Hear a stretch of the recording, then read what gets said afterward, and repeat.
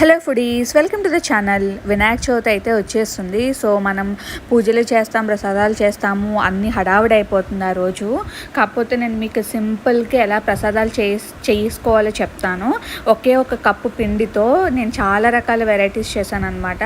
So అది ఎలాగ, దాని ప్రాసెస్ ఏంటి అనేది నేను చూపిస్తాను మీకు. సో చూసారు కదండి, ఇది బియ్యపు పిండి.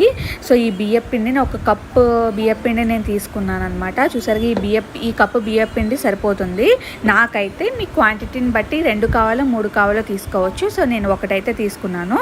ఈ పిండిని ఏంటంటే ఉడకపెట్టుకోవాలి. ఒక గిన్నె తీసుకుని దానిలో ఒక కప్పుకి 1.5 కప్పు వాటర్ పోసుకుని కొంచెం ఉప్పు వేసుకుని మరగనివ్వాలంటే ఒక పొంగు అయితే రావాలి.